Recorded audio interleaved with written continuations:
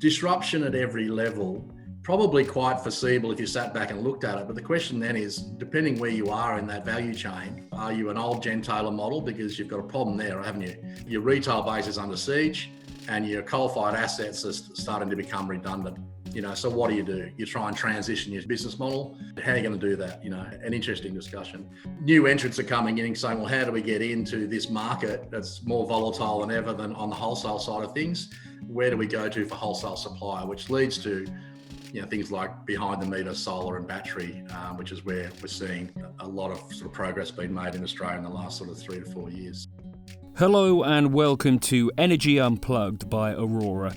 This podcast features various experts from Aurora having in-depth conversations with key industry leaders, policymakers and academics from all over the world.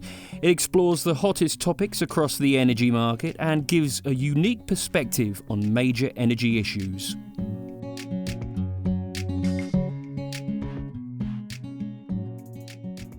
Welcome to Energy Unplugged. I'm Hugo Batten, Managing Director of Aurora in Australia, and I'm very much looking forward to today's discussion.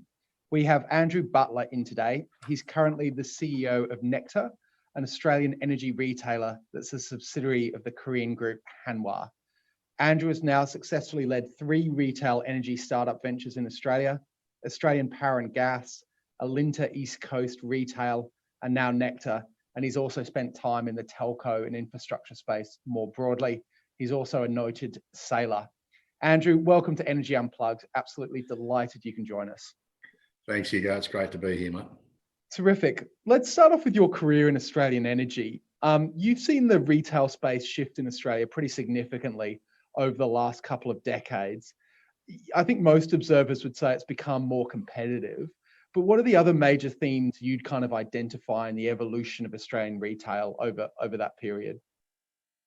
Yeah, well, I guess maybe the best answer, I'm no historian by any means, but I guess I've been around for over 35 years now, actually, just thinking about it. I started as an apprentice linesman for the then State Electricity Commission in Victoria, climbing poles. That was back in 1986. So got a few years under my belt now, starting to make me feel old. I guess in that time, though, based on my experience, there's probably been 3 major themes over that period.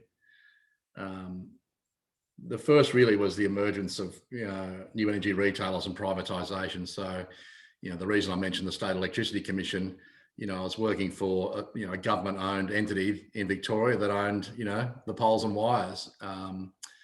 And during that period, that business got split into 5, corporatised first and then privatised. So, the then State Electricity Commission suddenly became, 5 businesses: Solaris Power, Eastern Energy, United Energy, Powercore and City Power. And I ended up with Solaris Power. And it was quite weird because, you're one company, you've got mates across, the SEC, and the next minute you're pretending to compete with them. And so, the onset of competition, like, many countries around the world, it was a phased transition to competition. And in those early years, it started with commercial industrial customers. So, those 5 businesses started, trying to win market share off each other at the top end of town. And it was bragging rights, really, because it was a zero-sum game, really. There was no new entrant retailers. It was just, at the end of the year, who won more customers from one of the original 5 businesses. But, those formative years, established market frameworks, the regulatory framework started to come in. Customers started to understand that you could actually switch from one energy company to another. Back then, people were wondering if you had to run a new set of power lines into the house. They didn't understand how you could actually physically switch energy suppliers. It wasn't really until, and this was the period sort of 1995 to 2005, just for your listeners. So it was during that era that new entrants started to come in, and it really wasn't until the introduction of players like Australian Power and Gas that demonstrated that not only a new entrant electricity retailer could come in, but they could take significant market share off the incumbents. And I think that was the sort of the realization for many that, hey, this startups can happen, and you can become if you like, an essential service, and start to build a startup in what's a very regulated industry. So we started to see a fair bit of market share lost there to the retailers that were in existence then, and that of course drove what we sort of the first round of copycat retailers. So we got suddenly an influx of these startup retailers. Everyone wanted to be own their own energy company. It's quite a cool thing to have on your CV. What do? I started up an energy company. Well, how does that work? We weren't really sure. We were making it up as we went along, but pretty soon there was about 25 new retailers, and we just saw a whole range of new marketing channels come in, heavy discounting, etc. And we also saw at that point a lot of overseas investment coming in. So we had the likes of American Electric Power, Scottish Power, and others coming in to try and buy into this market to get, if you like, an insight into what might happen into their markets around the world. So that sort of brings us up to 2005, and by then a lot of those new entrants from overseas had said, "This is too hard. We're going." And of course, we saw the emergence then of what we'd call the big five now: the AGLs, the Origins, the Snowies, the Energy Australia, etc. So that sort of brings us up to sort of 2005, and I think the next phase for me was really we saw this phase of consolidation and the rise of the gentailer. So the standalone retailers like Australian Power and Gas, I think by that stage, Australian Power and Gas had got up to about 300,000 customers. They were being acquired by the big companies. So, APG got sold to AGL, for example. And so suddenly you had a lessening of competition. And also through that era, we saw that standalone retailers, unless they were, pegged to a generator, very risky proposition, with those wholesale market, conditions pretty tough. You need a fairly deep pocket. You need shareholders that are prepared to ride out those bumps in the wholesale markets. And you need a management team that sort of understands how that all works. Otherwise you can sort of, go belly up overnight. So that shook a lot of that out. Gentailer was then the big theme. If you weren't a gentailer, you were nobody. You had to be backed with a generator. And of course, we saw that there was a lot of stranded generators there that didn't have a retail arm. So, that I got the call to Alinta then. They had some assets in South Australia. We've got generation in South Australia. We need a retail business. We better build a gentailer, So that was kind of, I guess, that period from 2005 to 2015. Gentailer was the thing to be. Yeah. And, we saw, in my mind, we saw a lessening of competition. But interestingly, though, the industry itself was very interest perspective in terms of focusing on the other retailers and not focusing on what was happening around them. And as always happens when, market disruption is upon you, there was a bunch of people out there putting solar panels on roofs, quietly starting to, lead us into the biggest change that we've ever seen in our market's history. Most of that was ignored, by the way, by the tier ones, because they were busy grabbing market share off their peers and focusing on the gentailer model. Let me jump in there, because that is fascinating, and to some degree that kind of institutional knowledge is not something that I'm long on, having only entered the Australian market 3 or 4 years ago.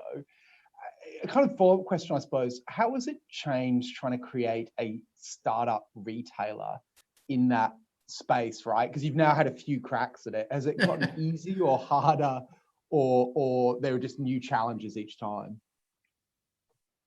Yeah, look, I think after Alinta, I said I'd never do another startup retail company. In fact, sort of gone off startups altogether, because they just are so hard. If you don't love it, you're just going to give up. It's very hard for the employees. It's very hard for the shareholders. And particularly in an industry like energy retail, where the wholesale commodity is so volatile. Unless you're really in it, which you are, and people that are in the industry will understand the volatility of the wholesale market. It can be soul destroying, really. You can lose your business overnight if you don't get it right. Yeah, but I mean, particularly again, just so our kind of listeners know, the Australian market does not have a capacity market. It's got a very volatile market that settles at half an hour, but moving towards 5 minutes. And there's been a major explosion at a coal plant in Queensland about 3 or 4 weeks ago. And so the prices in Queensland, for example, have been hitting 15 grand, which is the price cap, every evening as the sun goes down for the past 3 or 4 weeks. So an incredibly volatile wholesale market in Australia. Yeah, exactly. And again, you sort of go back to my previous comments about, you got to be a gentailer to survive. Well, I think that was true during that period I mentioned. But as I said, as these businesses are out putting solar panels in, we started to see that there's a new model emerging. And, I think that sort of brings us nicely onto the third phase, which we're in now. From sort of 2015 onwards, I've seen more rapid change than I have in the past 20 years. And it's not just across the energy industry. We're now seeing a convergence across industries and like never before. And for perfectly logical reasons, if you start to delve into it. But, we had solar businesses that are out there installing solar panels on roofs quietly behind the scene.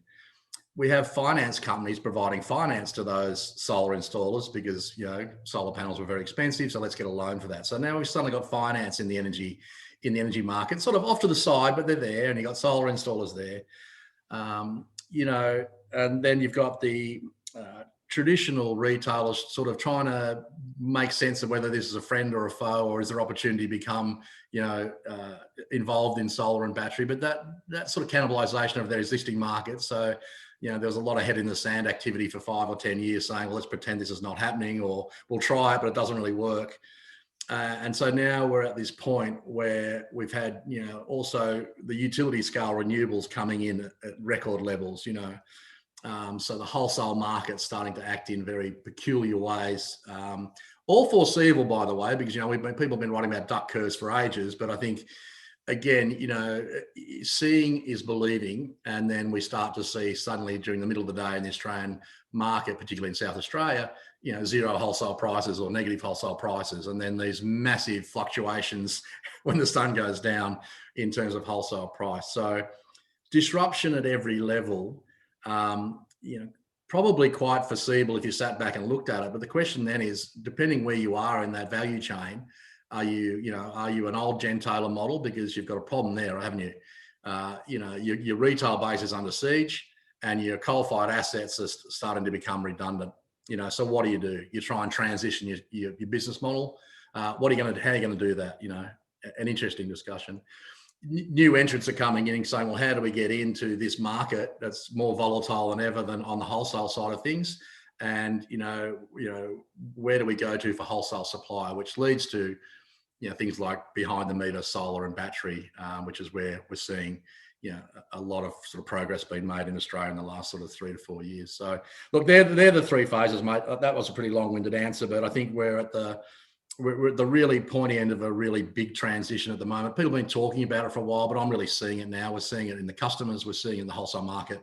We're seeing it in the disruption on the tier ones, and we're seeing new entrants come in with very different business models. It's no longer, to answer your question, we never really started and went out to set out to build a new retailer. We set out to build a new business model. Yeah.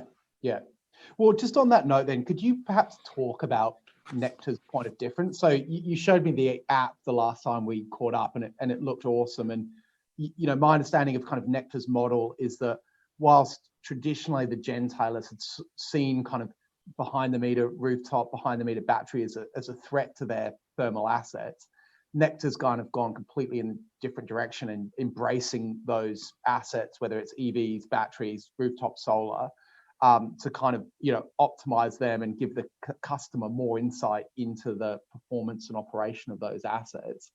I've probably done a poor job of summarizing your business model there. Could you do a better job of that, essentially?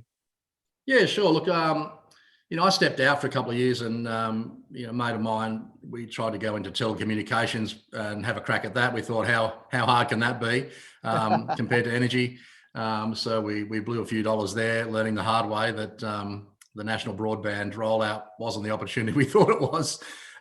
So, with my tail between my legs and quite bruised from that experience, I got a phone call about maybe you'd like to come back to energy, and really the answer was no 3 times in a row, until the lady that approached me from the recruitment agency said, "Have you even bothered to sort of work out who Hanwha is?" And I said, "No, I haven't." She said, "Well, why don't you jump on the website and have a look before you say no for the 4th time?"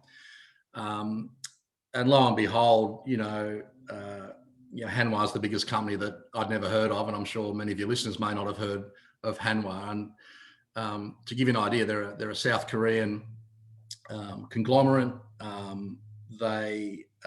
I think they're the 7th largest company in South Korea. They have revenues of about 60 billion US per annum and assets of around 182 billion. They own Q-Cells, which is probably a well-known brand in Australia in terms of solar panels. They're the largest manufacturer one of the largest manufacturer of solar panels in the world. They've got 11 gigawatt pipeline of utility scale PV, which is a big number, and 7 gigawatt hour pipeline of utility scale batteries. So, after a bit of a Google search, I sort of went back to Liz and said, "Hey, actually they look like they might be a serious player, and why do they want to come into the Australian market and set up an energy retailer?" And the answer was they didn't. They wanted to set up a value chain business that looked at the entire value chain from renewable utility scale generation and batteries right through to the end consumer. And that really sparked my interest because, to our earlier sort of discussions around gentailer, you still need to be a gentailer in this market, but you need to be a renewable energy gentailer. And to be a renewable energy gentailer, you need to have solar and batteries, but to do that properly, you need to have them at every end of the value chain. And so then we really thought about that, the emergence of the fintechs and the importance of technology sort of bringing that all together. And we realized that we had this phrase, the digital gentailer, right? And it was clunky. And we've refined that to say that we're an NTech, an energy technology business. But NTech to us means all those things we've spoken about: utility scale solar, utility scale battery, a retail and trading operation, behind the meter solar and battery, but all brought together to customers via an app, so that and look, we're not totally a digital business. We've got a call center and those sort of things, but we do have a view that, you should be able to do 90% of what you want to do over a mobile device, just like you would with your bank, etc. And, this is why we're seeing the fintechs in particular. I've got my eye on those very closely because, those businesses above all, I think are the biggest threat to the traditional retailers. Super interesting. And just building off that a little bit, my understanding was that Nectr was the first Australian company to sign a contract with Octopus's energy Kraken technology platform. And we hear a lot of excitement around Kraken, and Greg Jackson was on the podcast a couple of months ago singing its virtues. My understanding is your team has done some work to kind of even go beyond Kraken and build off that platform. But can you talk a little bit about the platform, what it's done for you, how you developed it, and basically what's its point of differentiation for your business? Yeah, sure. Well, I think, there's no doubt a core part of what we do is energy retail, standalone energy retail. And to do that, you need a billing and call center system. Most startup retailers do that through third-party relationships. And traditionally in the Australian market, there's been, the usual suspects. There'll be Gentrack, Agility, Brave, and others that have served the industry well for many years. But again, I think every time I do a startup, I don't really want to go back and, do what we've done before. I had a bit of a look around, and there was a couple of new players coming to the market, Tally and others, that looked really good, but were just a little bit early for where we were. But I think they'll be good players in the Australian market very shortly. But at that time, an ex-colleague that was working at Octopus reached out to me and said, "Hey, we've got this system Kraken. We believe we're a technology business. We want to take this system globally," which, anyone that's read anything about Octopus will have seen that's actually happened. And John Paul, JP, the guy at Octopus, and Greg came over and said, "Hey, we'd like to perhaps support Nectr in getting into the Australian market." And we took a punt on that and said yes. So we signed a contract, and we're in the market, we're operating, and we're very happy with that outcome. I think, largely because, Greg and John and the Octopus team are just lovely people to work with. It just makes all the difference, been very flexible in their approach to helping us get our tech stack aligned with what, our direction is. I think I would point out that, shortly after that, you would have seen Kraken's, done deals with Origin. In fact, there was an investment by Origin into Octopus and Eon and others. And I think the Kraken system itself is very, very well suited to large call center based businesses where they're looking to reduce their headcount and their costs for large call centers. I think it makes absolute sense. For Nectr, though, we saw that we don't want to build a big call center. We want to, like I said, we want to build a digital first approach. So we're wrapping a lot of our technology around the Kraken core engine, and using APIs into those systems to sort of present a customer layer that we want to for our customers. And our proposition is slightly different. It's not just retail, it's retail, battery, finance, solar. So, more and more, I think, technology is becoming critical to these businesses, but you've got to have a technology that enables you to connect to others via API. And, really, I'd say our in-house development team, our expertise is the ability to take information via API from other people's systems and present it in a way that we want to our customers. And that's what we've been doing essentially for the last sort of 2 years. Yeah. A slightly different question, but I mean, obviously you've had a very entrepreneurial career in energy. And Australia is kind of notorious for being a series of oligopolies in some way. There are 4 banks, 2 supermarkets, 3 insurers, 5 big energy companies. But, Australia's had a real emphasis, I think, over the last decade around trying to stimulate innovation, startup culture, all those kind of things.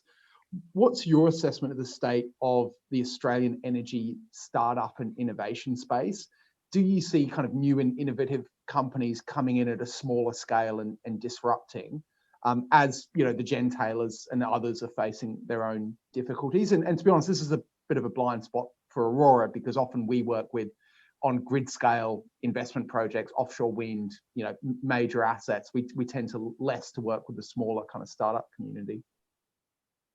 Yeah, absolutely. I think, I think it's always been there. But what, your point's valid that, any half decent startup historically has been acquired by the larger oligopolies, right? If you're any good, you get bought, and then it becomes back to, the major players. In fact, that's quite a lucrative model if you're an entrepreneur and you want to, if for those that are interested and are young and want to have a crack, a really good way to get rich is take on the big guys, hurt them for a little while, and they'll probably buy you. And that's essentially been the model we've worked on for some years. The reality, though, is that more and more we're seeing new innovative startups that are being backed by large internationals, or that have got the horsepower on the balance sheet to not have to succumb to an tempting acquisition offer.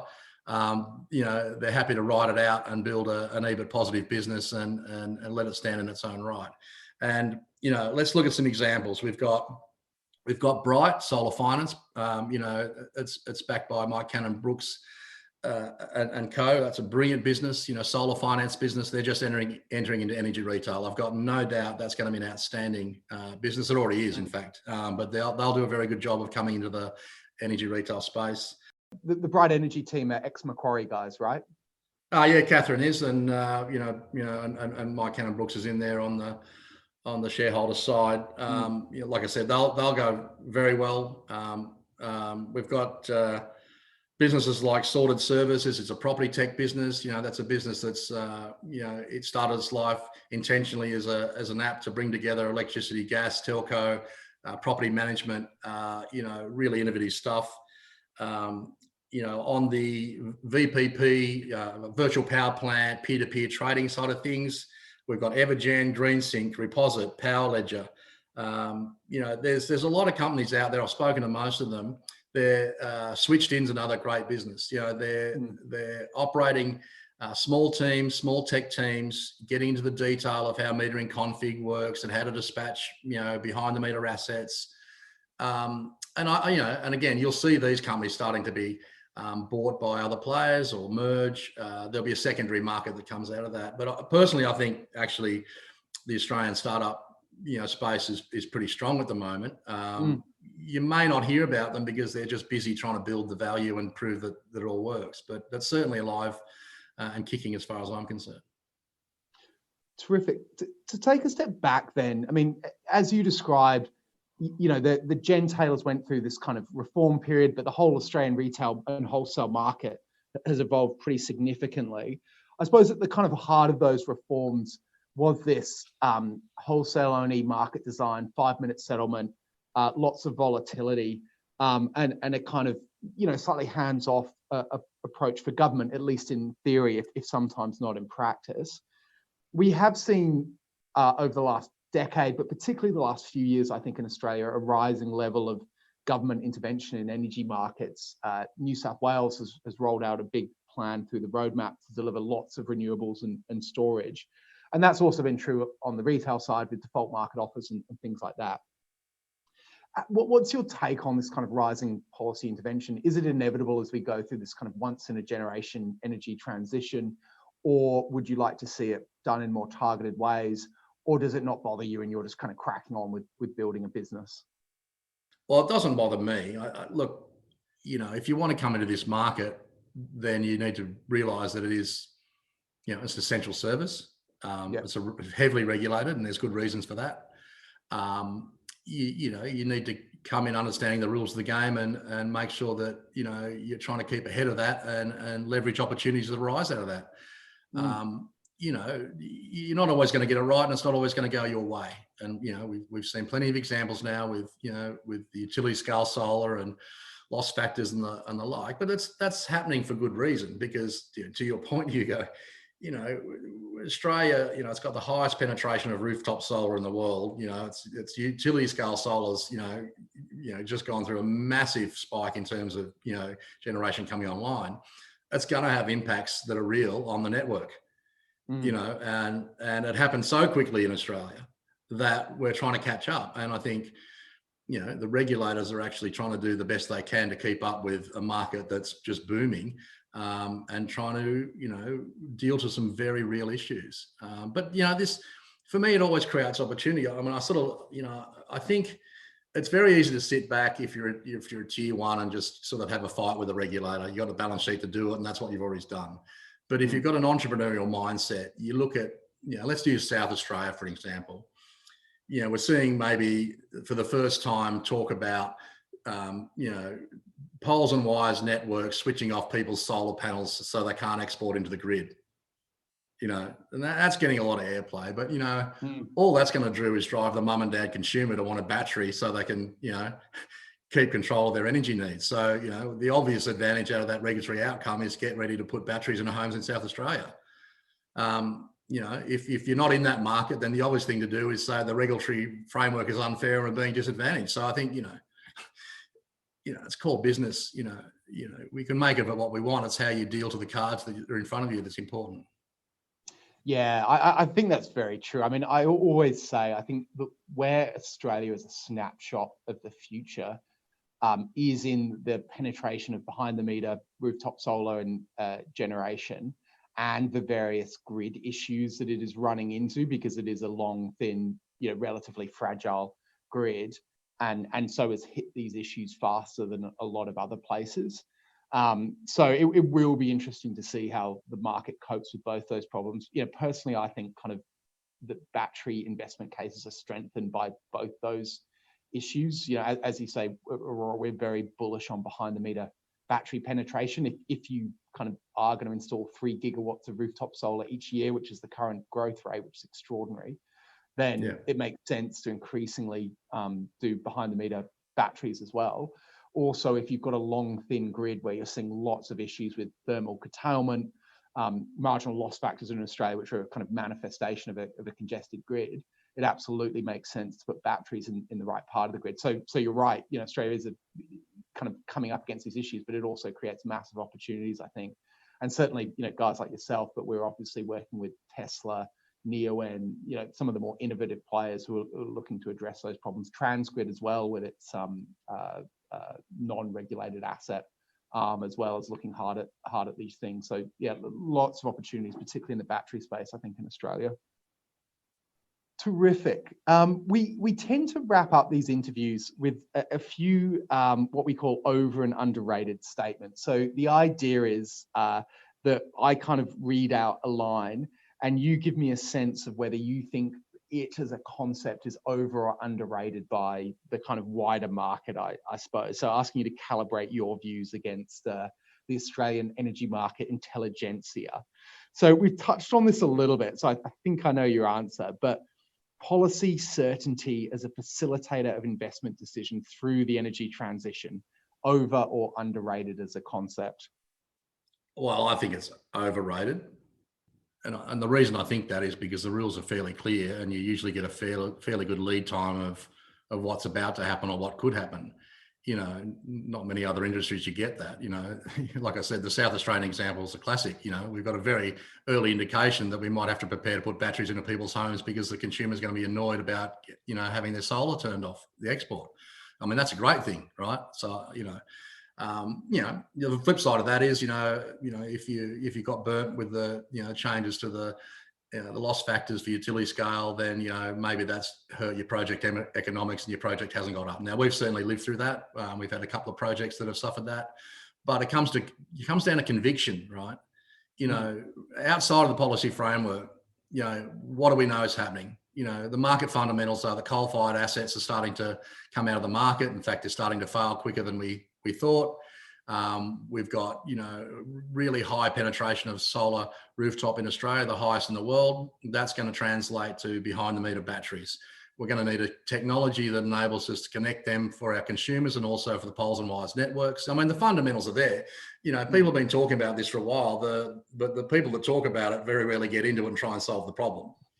And these are complex problems to solve. So, the framework's the framework. The people that will make the best out of this, the ones that are happy to have a bit of a go and have the conviction to fail along the way and find a way through. Yeah. So another concept over underrated. So I think Australia is the only country that had a carbon price and then subsequently removed it. Most countries that have them tend to keep them in. Scott Morrison was at the G7 meeting in Cornwall and by all reports was receiving some pressure to announce net zero targets by 2050, which all the states have done, but the federal government has not set as a target in Australia. Over or underrated, the kind of impact of global sentiment on climate change on Australian domestic politics? Do you think the impact's over or underrated? Well, I think that's sort of in two parts. Well, firstly, let me say, I think that Australia will absolutely smash net zero targets by 2050, if not before. But they'll do that through the will of the people and the will of the businesses that we've mentioned that are committed to making that transition happen. And that will be largely independent of what the policy framework is, although that will have an impact on that to some extent. But, we keep, it sort of drives me a bit crazy, right? Because we keep hearing this rhetoric that, Australia's behind the rest of the world in its approach to climate policy. But what is missing in that message is the things that we've covered. Australian households, mums and dads in Australia, have got the highest penetration of rooftop solar by a country mile anywhere in the world.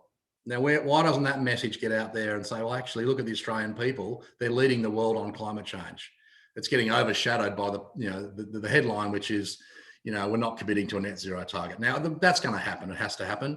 There'll be some timing around those announcements, no doubt. But again, I think to your earlier sort of question, Hugo, if you're going to sit there as an entrepreneur or a businessman and wait to be led by policy before you make a decision, then you're going to be too late to the party. So one final question. Is there anyone in particularly the Australian energy space, I suppose, that you read or listen to, this could be a kind of business leader, a writer, a podcaster, that you think is always good and thought-provoking and kind of relevant to you as an operator in the private sector? Is there anyone who springs to mind as a recommendation maybe for our listeners to give a follow to? None sort of come to mind. Honestly, I try and listen to our customers first in terms of where we're trying to head. Yeah. And more, I'm looking outside of the market. I'm really looking to the financial industry and the tech industry and seeing, what fintech is doing and how that translates to the digitization of energy. To be honest, if the traditional retailers were going to innovate and disrupt themselves, they would have done that 10 years ago. And I think that that ship has sailed. No, interesting. And certainly, again, echoes kind of Greg Jackson's comments on this podcast a couple of months ago, where, he is at pains to describe Octopus as a technology company and less so an energy company, and certainly seems to get his inspiration from Silicon Valley rather than academic energy work.